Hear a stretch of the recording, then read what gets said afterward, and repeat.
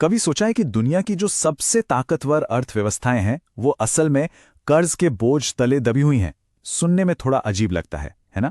आज हम इसी हैरान कर देने वाली सच्चाई को परत दर परत समझने की कोशिश करेंगे। तो चलिए शुरुआत करते हैं दुनिया के सबसे बड़े कर्जदारों से। और जब हम इन आंकड़ों को देखेंगे तो अंदाजा लगेगा कि ये कर्ज का पहाड़ आखिर कितना कितना विशाल है।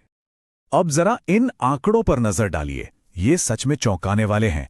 अमेरिका, जो दुनिया की सबसे बड़ी इकोनॉमी है, उसकी जीडीपी है करीब $30 ट्रिलियन। लेकिन जानते हैं उस पर कर्ज कितना है? $37 ट्रिलियन। मतलब जितनी देश की कुल कमाई है उससे ज्यादा तो उधारी है। और जापान, अरे वहां तो हालत और भी खराब है। जीडीपी के मुकाबले कर्ज दोगुने से भी ज्यादा हो चुका है। और देखिए, ये कहानी सिर्फ अमेरिका या जापान की नहीं है, भारत भी इसी रास्ते पर है। हमारे देश का कुल कर्ज हमारी पूरी अर्थव्यवस्था का 83% है। ये एक बहुत बहुत बड़ा नंबर है।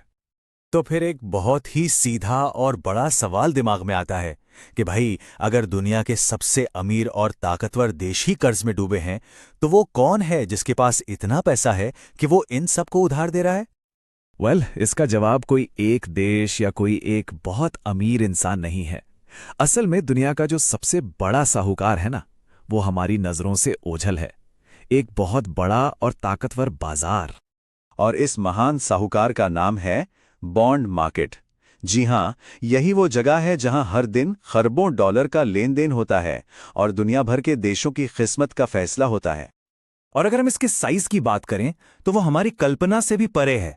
$140 ट्रिलियन से भी ज्यादा। ये इतना पैसा है कि पूरी दुनिया के स्टॉक मार्केट्स को भी मिला दें तो भी उससे कहीं ज्यादा है। तो अब सवाल ये है कि आखिर ये बॉन्ड होता क्या है और ये पूरा का पूरा सिस्टम काम कैसे करता है। चलिए इसे थोड़ा आसान भाषा में समझते हैं। देखिए, बॉन्ड को आप एक तरह का प्रॉमिसरी नोट समझ सकते हैं। जैसे हम किसी को लिख के देते हैं कि मैं आपका कर्जदार हूं और एक तय तारीख को पैसे लौटा दूंगा। बस ये वही आईओयू यानी आईओयू नोट है जिससे सरकारें जारी करती हैं।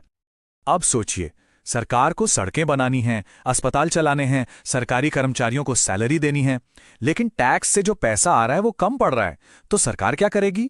वो अपने सेंट्रल बैंक, जैसे भारत में आरबीआई, के जरिए ये बॉन्ड बेचती है और बाजार से पैसा उठाती है।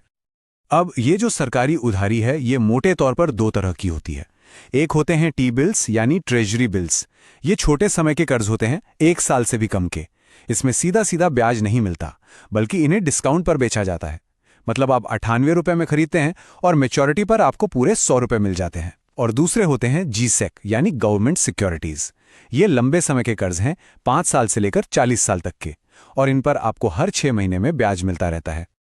चलिए अब थोड़ा आगे बढ़ते हैं और ये देखते हैं कि ये जो पूरा सिस्टम है, ये अपने अंदर कितनी ताकत और कितना बड़ा खतरा समेटे हुए है। यहां सबसे बड़ा खतरा है डिफॉल्ट का। डिफॉल्ट का सीधा सा मतलब है कि कोई देश अपने कर्ज पर ब्याज या मूल रकम चुकाने से ही मना कर दे या चुका ना पाए। इस खतरे की गंभीरता को समझने के लिए बस ये सोचिए कि अकेला अमेरिका आज हर साल $1 ट्रिलियन से ज्यादा तो सिर्फ अपने कर्ज पर ब्याज चुका रहा है। सिर्फ ब्याज। ये रकम कई छोटे छोटे देशों की पूरी अर्थव्यवस्था से भी कहीं ज्यादा है। अब जरा कल्पना कीजिए कि अगर अमेरिका, चीन या जापान जैसी कोई बड़ी इकोनॉमी डिफॉल्ट की तरफ बढ़ जाए तो क्या होगा? इससे पूरी दुनिया की अर्थव्यवस्था में एक ऐसा भूकंप आएगा जिससे उभरने में शायद दशकों लग जाएं। और ये बॉन्ड मार्केट कितना ताकतवर है, इसका अंदाजा इस बात से लगाइए कि एक बार तो एक अमेरिकी राष्ट्रपति तक को अपने फैसले सिर्फ इसलिए रोकने पड़ गए थे क्योंकि बॉन्ड मार्केट में डर फैलने लगा था। मतलब ये बाजार सरकारों को भी झुका सकता है। तो अब सबसे जरूरी सवाल, ये जो खरबों अरबों डॉलर का वैश्विक खेल चल रहा है, इसका एक आम इंसान की जेब पर क्या असर पड़ता है? चलिए अब इसे समझते हैं। असल में ये ताकतवर बाजार हमारी जिंदगी पर सीधा असर डालता है। कैसे? जब सरकार को ज्यादा उधार चाहिए होता है तो वो बॉन्ड्स पर ज्यादा ब्याज ऑफर करती है ताकि लोग पैसा लगाएं। इसकी वजह से बैंकों को भी अपनी ब्याज दरें बढ़ानी पड़ती हैं। नतीजा, हमारे सेविंग्स अकाउंट पर तो शायद थोड़ा बेहतर रिटर्न मिले, लेकिन हमारे पर्सनल लोन और क्रेडिट कार्ड का ब्याज बढ़ जाता है। और हां, जब सरकार पर कर्ज का दबाव बहुत ज्यादा बढ़ जाता है तो वो स्वास्थ्य और शिक्षा जैसी जरूरी सेवाओं पर भी कटौती करना शुरू कर देती है। ये सब कुछ जानने के बाद हम एक बहुत ही अहम और शायद थोड़े चिंताजनक सवाल पर आकर रुक जाते हैं। ये जो लगातार कर्ज बढ़ाने का एक वैश्विक चक्र बन गया है, आखिर ये कब तक और कैसे